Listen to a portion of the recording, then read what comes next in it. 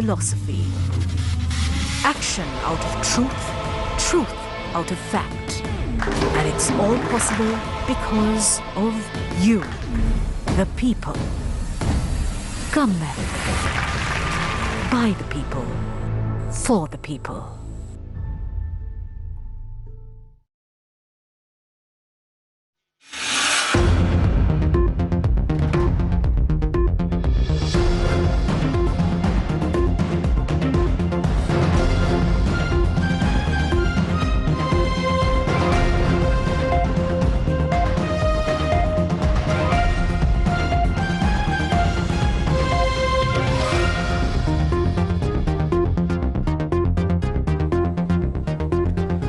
A very good evening to you. You're watching Prime Time News on News First. I'm Patriotic. Our sign language interpreter for the day is Mr. Brian D. Cruz.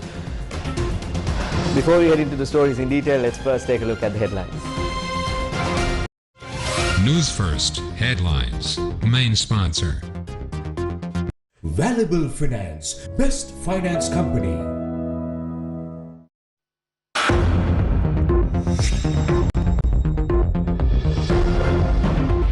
Finance Minister Basil Rajapaksa educates MPs on how to distribute funds allocated from the budget for rural development.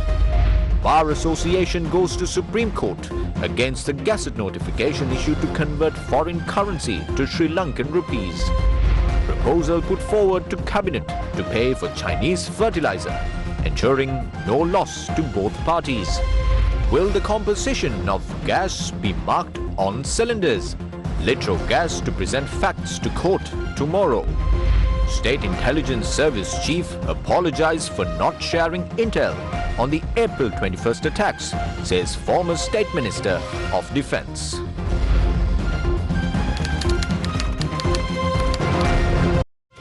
News First headlines. Main sponsor. Valuable Finance, best finance company. Those were your headlines. Now to those stories in detail. A special discussion chaired by Finance Minister Basil Rajapaksa was held at Temple Trees today.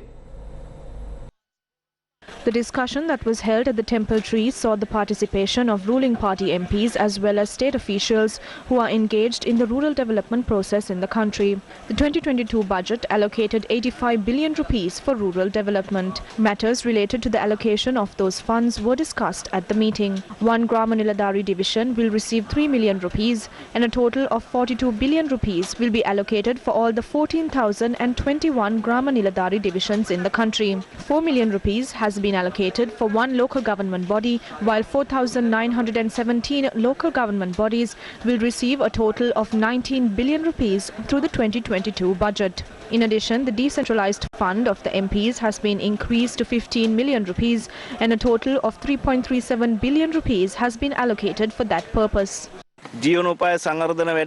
Finance Minister Basil Rajapaksa gave us instructions on how to develop rural areas in the country and to make this effort a success with the help of state officials.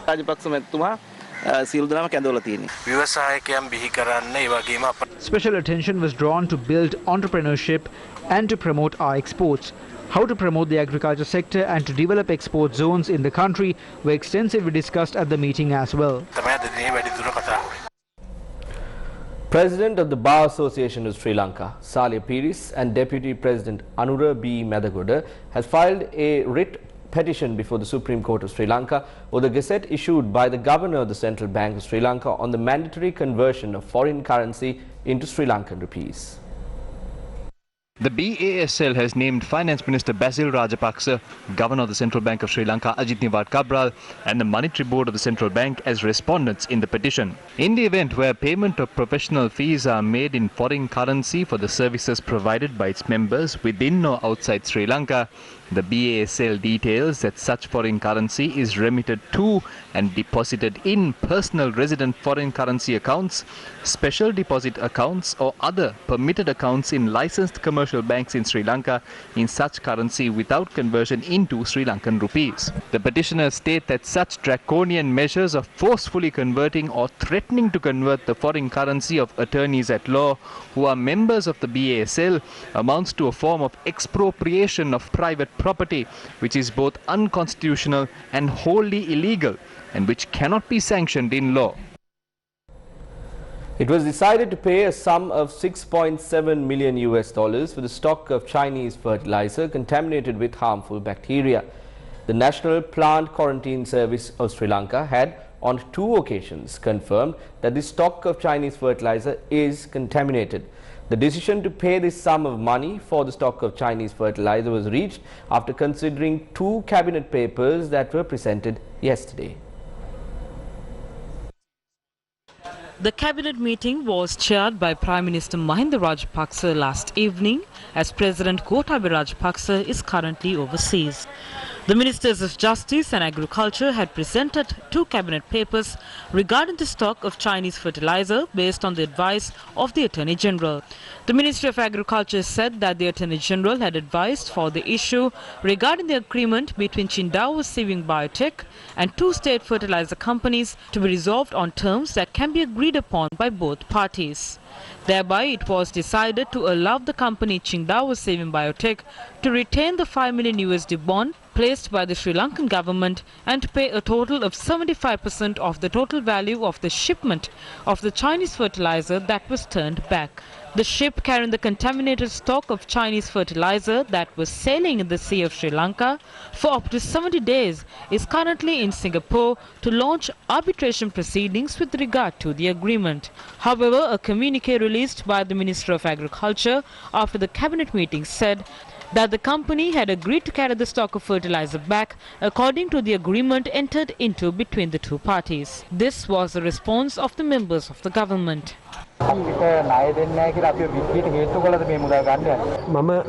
According to what I know, when an agreement is entered into by a bank with regard to a certain transaction, they cannot deviate from that. If there is an issue with the goods that have been sent, that must be resolved with the supplier. A decision will have to be reached as to what must be done legally.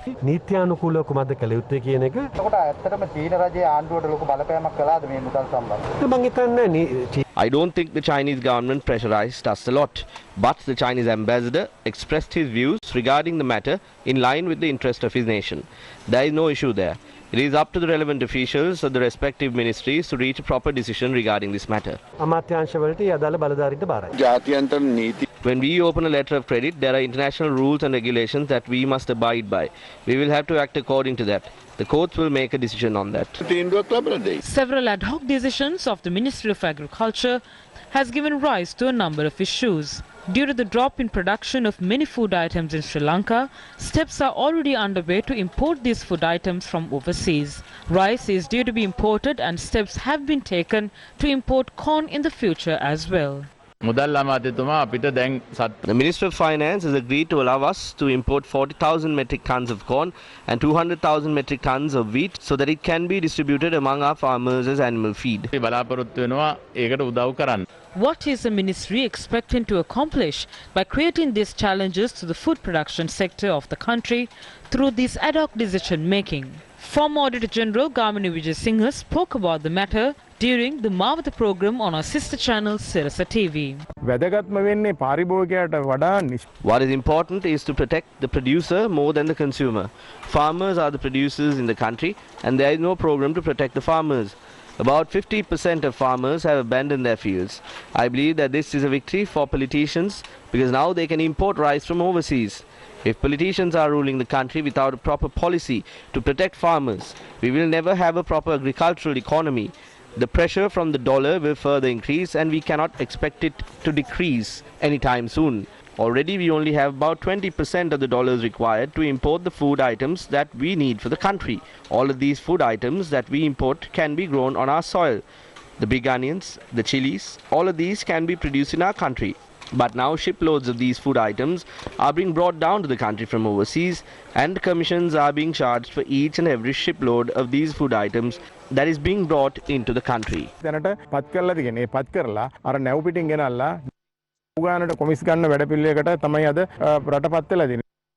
Meanwhile, Venerable Omar Pesobitethero said that those who make wrong decisions must be held responsible. If the few dollars that we have is being paid to the Chinese company that sold us garbage, this money should not be paid from the treasury but from the private funds of the politicians and officials who entered into this corrupt deal. We have no doubt that these people have enough money to pay for this. There is no doubt that commissions from all of these corrupt deals are lining the pockets of these politicians and officials. This was a response from opposition parties. The Chinese government had grabbed us by the neck and held us against the wall to get this money. The first question is, why are we paying for something that we are not buying? Secondly, what is the response of the people who spoke a lot about these matters, including Mahindananda and Sashendra? The third question is that if we are paying for something that we are not buying, there has to be a problem with the letter of credit. Who drafted this faulty letter of credit? The government must reveal the names of these people. Parliament was prorogued and this proposal was submitted to the cabinet on the night of the same day and approved. Now you can see the true reason behind the parliament being prorogued. We must state that not only will we be taking strict legal action against those who made this wrong decision, we will also formulate procedures to recover the money that was lost.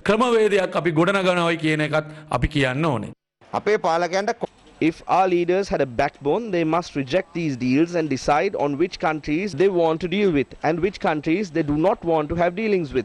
We cannot blame China for the cowardice of our leaders. We have to have a policy that we will only accept goods that are in line with our standards. A cabinet decision has now been reached to pay for this.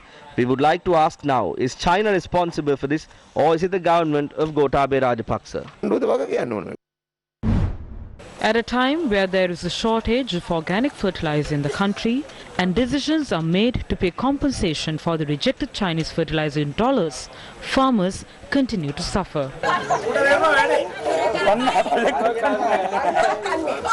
Farmers of the D1 Farmers Association of Hasalaka Minipe arrived at the chairman's house today to obtain fertilizer for the Maha season. However, this was a stock of fertilizer the farmers received today.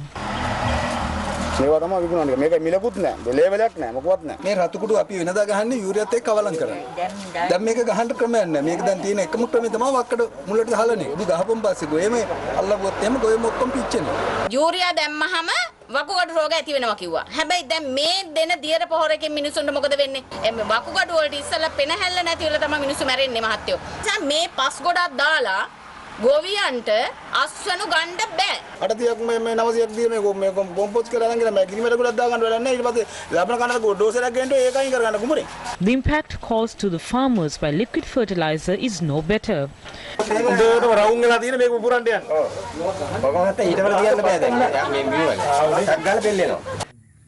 Farmers in Kahatagasdigle lament that their attempts to cultivate around 4,000 acres of paddy using liquid fertilizer provided by the government have failed.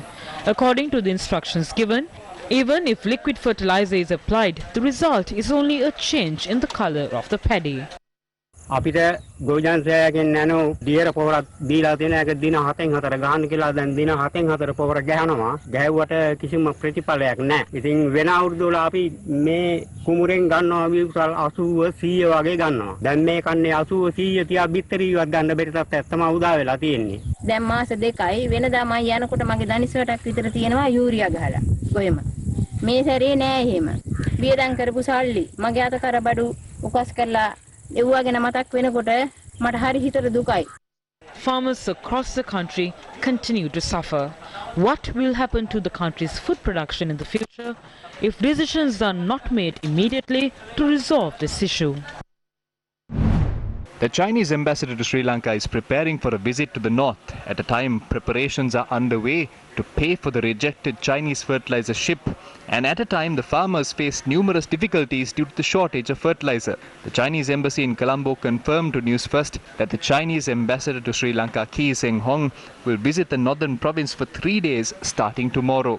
During the visit, the ambassador is scheduled to meet the governor of the northern province and the fishing community in Jaffna and Mana districts to provide equipment and subsidies.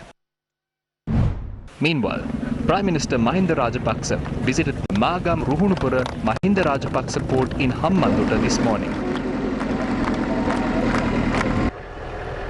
The construction of the Logistics International Service Centre in Hambantota commenced under patronage of the Prime Minister. Chinese Ambassador Ki Zheng-hong was also present at the occasion, while the Prime Minister was also on an inspection tour at the port. The Prime Minister also inspected the reshipping yard and several industries. While reports emerge on the Chinese involvement in the country, India is also involved in a number of other activities. Its latest initiative is a request to the Indian Adani Group to invest in a renewable energy project in the Punarine and Manna Islands in the north. Prior to this, China was preparing to implement a renewable energy project in 3 northern islands. However, the projects were halted, citing security concerns raised by a third party. In a letter dated November 25th, Chairman of the Ceylon Electricity Board, MMC Ferdinando, has requested the Secretary to the Ministry of Finance to sign memorandums of understanding with Adani Green Energy Limited, a subsidiary of Adani Group, to implement 2 500-megawatt renewable energy projects. The chairman confirmed to Newsfirst that a formal letter was issued to implement the projects in a proper manner. The Adani Group has sought approval to implement these projects in Manna, which is strategically located in close proximity to India, and in Punarine, another strategic location in the north. A group of close associates of the Rajapaksa family are making decisions with regard to the resources and future investments in the country, while completely disregarding the cabinet of ministers, parliamentarians and other officials. They have requested to construct a wind power project of 5,000 megawatts and a solar project of 2,000 megawatts from Punarine to Manna, so they can provide electricity to India by the year 2023. Who carried out assessments and studies to implement projects of this caliber? Who are the experts who are involved in this? Who was consulted? They are planning on implementing these projects without drafting proper plans.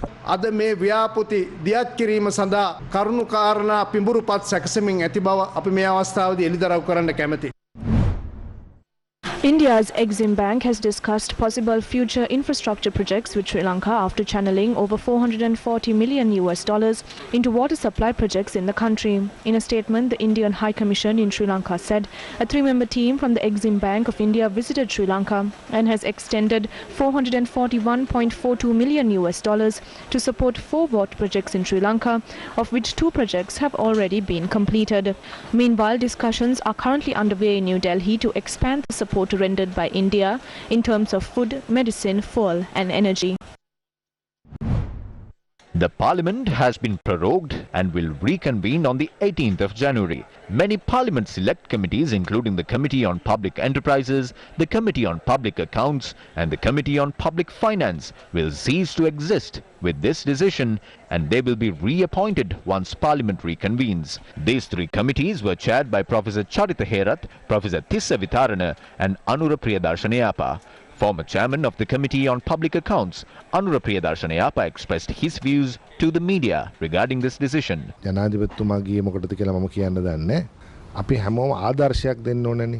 not know why the president left the country. All of us have to be exemplary figures. This is not a time for us to be on vacation. This is a time where we have to sit down with the people and listen to their sorrows. We have to work. We cannot idle and wait.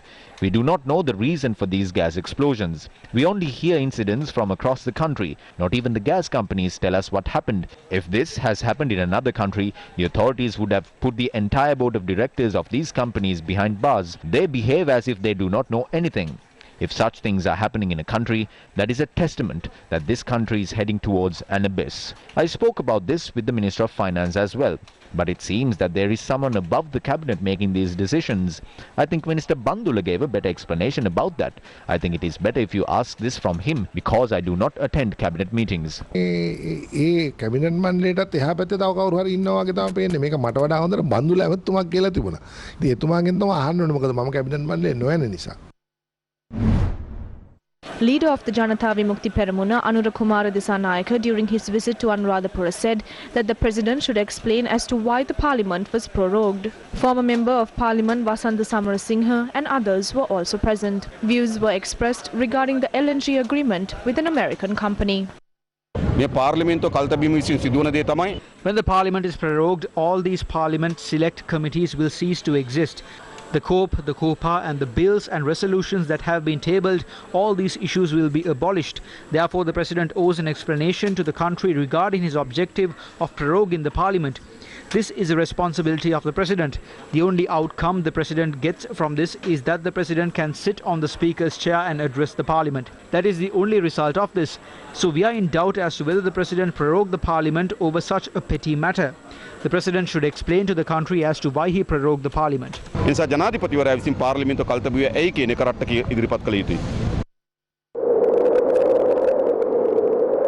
For well over a decade, Gammetha has been walking amongst the people, listening to the people, understanding the complexities of rural Sri Lanka, and then providing sustainable solutions. This is the Gammetha philosophy. Action out of truth, truth out of fact. And it's all possible because of you, the people. Gammetha. By the people, for the people. With that message, we cross over to a short commercial break. More news on the other side. Valuable Finance, best finance company.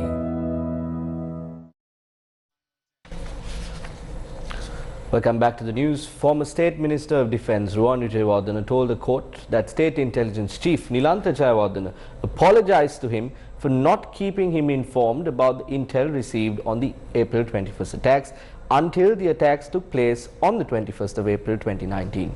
He was testifying at the Colombo Permanent High Court trial at bar today.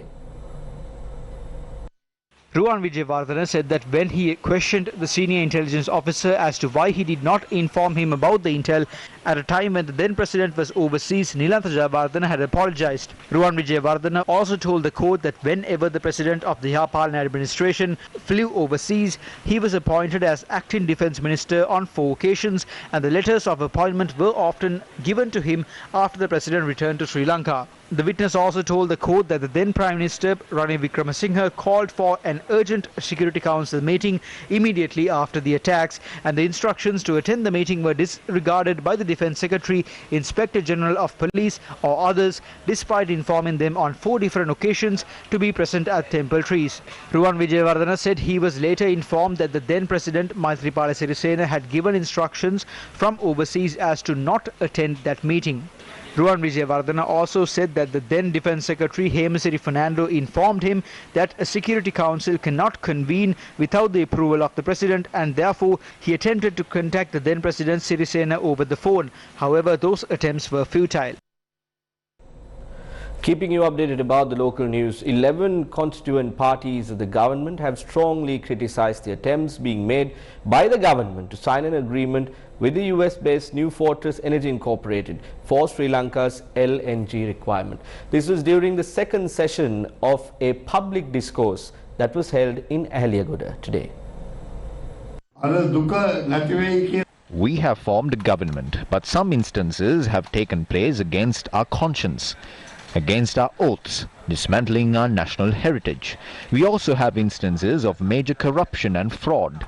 We do not stand by those things. The ever so rising cost of living is a great burden on the people's shoulders. The Yugadanavi power plant is an LNG powered power plant that must Sri Lankan government. Everyone knows that. We need to formulate a fair and just agreement between the gas suppliers and the consumers. We cannot expect to achieve that by transferring 40% of the ownership to a foreign company. We cannot allow a foreign entity to have a monopoly over our power supply. The entire cabinet is against this. The trade unions have rallied up against this. Many petitions have been presented to the high courts as well. We are represented by the Attorney General to the judiciary. We took a stand for the Attorney General to represent our point of view differently than the government's point of view regarding the matter of the Yugadanavi power plant. Therefore, President's Counsel Ihalaheva is representing our views in front of the judiciary. I believe that we will be able to preserve this public asset through trade union actions, the voice of the people, functions of the judiciary, and the support of members within the ruling parties.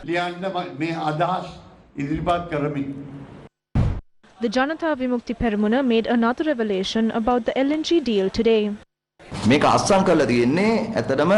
This agreement has been signed with a company called NFE Sri Lanka Power Holdings LLC. Sujit Ruchira Artigala has signed this agreement on behalf of the Sri Lankan government. An advisor to the Minister of Finance called Ferdinandez has signed the agreement as his witness. Daniel Christopher Knight has signed the agreement on behalf of NFE Sri Lanka Power Holdings LLC. But this same advisor to the Minister of Finance has placed his signature on the agreement as a witness to NFE representative as well. So the witness of the American company is the same person for the Sri Lankan government as well. Can this happen? Another witness of the American NFE company is Nimalka Morhala. Her post is project coordinator. She has been a former employee at the tourism board. Two Sri Lankan witnesses have signed this agreement for the American company. There is a power of attorney named at the end of this agreement as well. The chief finance officer of the NFE company has given the power of attorney to Daniel Christopher Knight. Even she has not arrived in the country. Minister of Finance Basil Rajapaksa submitted an epistle to the cabinet on the 12th of this month regarding this. This agreement has been greenlit when Mahinda Amaravira was the Minister of Energy in 2020. This is the document that was presented by Minister Mahinda Amaravira. We and the entire country would like to know what Minister Mahinda Amaravira would like to say about this. He has to tell the country whether he agreed to sign this agreement back in 2020. Mahinda Amaravira හැමතුමා කියන්න ඕනේ මේ රටට දැන්. ඔයා එකඟ වුණාද එදා 2020 මුල Newsfirst energy එක තමයි කාර්යක්ෂම විසඳුම කියන්නේ. Moving your attention from the energy sector to another issue that is plaguing the country at the moment, the final rites of the 52-year-old mother of four who succumbed to her injuries following a gas explosion in Vilgamur were observed today. People protested opposite the funeral house, demanding authorities to pay proper attention to gas explosions across the country. The final rites of the late Asoka Priyangani, who died from a gas explosion, were carried out at the Devagiriya Public Cemetery in Vilgamur. Why we have to come to places like this and speak like this as public representatives are that it has come to a point where we cannot walk on the road. I ask the President to look into this immediately. Hundreds of thousands of mothers in this country are living in fear. These gas companies have to provide compensation for this innocent life we lost.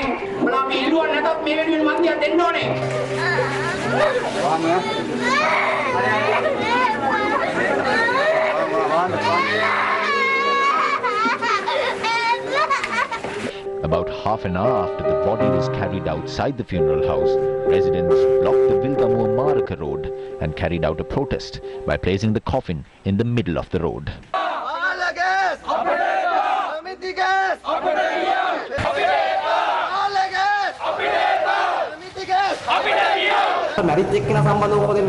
ඒ සඳහා විශේෂ සමාගම් වලට අපි කියන තිබෙනවා මේ සම්බන්ධව යම්කිසි ආකාරයක සාධාරණයක් ඉටු කරන්න කියලා අපිත් ඒ වෙනුවෙන් පෙනී හිටිනවා. Meanwhile, the leader of the opposition also expressed his views regarding the incidents related to gas today. Today, this government has not been able to find a formal solution to the gas explosion problem, but the government has been able to pay millions for the fertilizer company.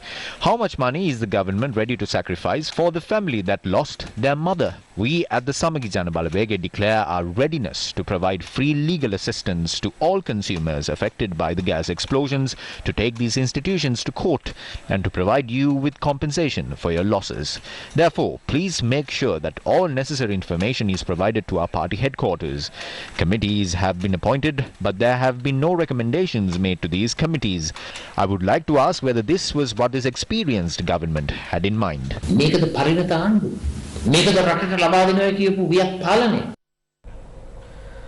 An event was held today for the launch of the Patriotic National Movement. This event was presided over by the chairman of this movement, Venerable Professor Patriotic.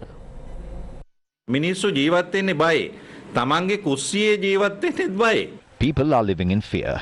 They are afraid to even go to their kitchens. There is no atmosphere to live freely in their homes. People can't live freely. This is a complete failure.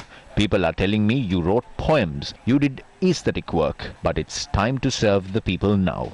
Monks not performing their duties in times of need is a major setback in our country. Some people only show love to our nation for monetary gains. They exploit our country's assets and migrate to other countries. They are taking us for a ride by claiming false patriotism. They are exploiting our motherland. What are we to do when the very people that vowed to regain ownership of our national assets are now the very people selling them? දේ අපි ප්‍රතික්ෂේප කරලා ඒවා විතරක් නෙවෙයි විකුණපු සියල්ල අපි ආවට පස්සේ ආයි ලංකාවේ ජනතාව සතු කරනවා කියපු අයත් අද ඒවා විකුණනකොට අපි කාට කියන්නද? Let me draw your attention to some light news after listening to the entire local news that we had lined up for you. Miss Sri Lanka Sade Greenwood made it to the top 10 finalists of Beauty with a Purpose in Miss World 2021, with her theme for her project being marine conservation. 19-year-old Sade Greenwood, who was born and raised in the sunny coasts of Colombo, Sri Lanka, is representing Sri Lanka at the 70th Miss World competition in Puerto Rico. The finals of the Miss World pageant will take place on the 16th of December. Sade made it to the top 10 finalists of Beauty with a Purpose at Miss World 2021 alongside countries such as England, United States, India, South Africa, Madagascar, Philippines, Kenya, Czech Republic and Nepal. The top 5 of the title will be selected tonight. Sade is an avid animal activist with a passion for environmental conservation. She is also a social ambassador for the Pearl Protectors, an organization which strives to protect and create awareness about the marine environment. It is such a huge honor not only for me to represent all 22 million individuals in spirit at this competition, but also to be able to place in the top 10 of Beauty with a Purpose. For the first time in history, Sri Lanka has been placed in the top 10, and it is an extreme honor for me and for all my people. I hope to make you proud at the finals this Thursday in Puerto Rico. And I just wanted to say a big thank you to everyone that has been supporting me on my journey. The Italian embassy in Colombo launched the coffee table book Dolce Vita in Serendip yesterday. The book holds a repository of Epicurean treasures with over 60 Italian recipes. The book featured recipes from top 8 Italian restaurants in Colombo. The book included an array of narratives chronicling legend, history, anecdotes and tales surrounding Italy's romance with food. The book was penned by Rita Manella, the ambassador for Italy and the Maldives, together with renowned author Savitri Rodrigo. The book launch was also attended by Taraka Balasuriya, State Minister of Regional Cooperation, and Kimali Fernando, Chairman of Sri Lanka Tourism. Our culture is made of fashion, of art, of food, of cards, of many aspects. But ultimately, it's also a way to showcase what is available in this country. We thought that with this book, we'd encourage also better use of this cuisine, also in order to make this country a culinary destination.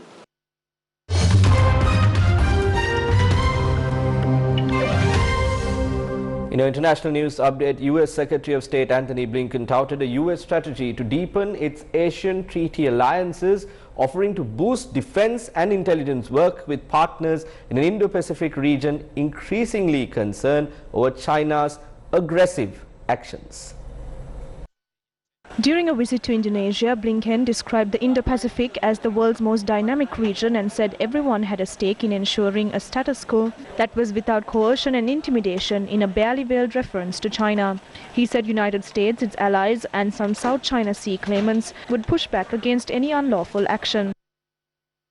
We have a strong commitment to the strategic partnership with Indonesia and a strong commitment to our engagement across the Indo-Pacific as an Indo-Pacific nation ourselves. We are taking steps toward deepening and strengthening the cooperation between our countries in key areas, but areas that are really going to have an impact over the lives of our citizens. So, as the Minister said, we are deepening our cooperation on maritime issues, including maritime security, resource management and fisheries conservation, safety and navigation, economic activity, science and technology. Meanwhile, China has warned the United States that it would strike back in response to any reckless actions, urging Washington to withdraw its recent passing of sanctions targeting people and entities tied to human rights abuses committed by Beijing. The United States imposed sweeping human rights-related sanctions on Friday against Chinese individuals and entities, adding individuals and entities tied to Myanmar, North Korea and Bangladesh. Finally, we have an update from India. Jacqueline Fernandez, in her statement to the Enforcement Directorate, said that Sukesh Chandrasekhar introduced himself to her as the owner of a television channel in India. He also claimed that he was part of the political family of former Tamil Nadu Chief Minister, the late Jayalalitha Jayaraman. The Enforcement Directorate, in its charge sheet filed in a money laundering case against conman Sukesh Chandrasekhar, has stated that actress Jacqueline Fernandez, who was earlier questioned in connection with the case, was not keen on talking to him. So he allegedly called her, posing as a high-ranking official from a union ministry. Jacqueline Fernandez, in her statement to the agency, said Sukesh Chandrasekhar gave her 2 pairs of diamond earrings, 2 bracelets, luxurious bags and a pair of shoes. Sukesh Chandrasekhar, in his statement to the agency, claimed that he gave Jacqueline Fernandez jewellery worth 7 crore rupees. He even gifted her Persian cats and a horse. Sukesh Chandrasekhar also extended a loan of $150,000 to Jacqueline Fernandez's sister, who lives in the US. He also gave her a BMW X5 car. The conman also gifted Jacqueline Fernandez's parents a Maserati and her mother in Bahrain a Porsche. He also extended a loan of $50,000 to her brother in Australia. That's all the news we have for you this evening. It was a pleasure to have you with us. I'm Chaturang Haporachi with our sign language interpreter, Mr. Brian De Cruz. Thank you very much for watching. Good night.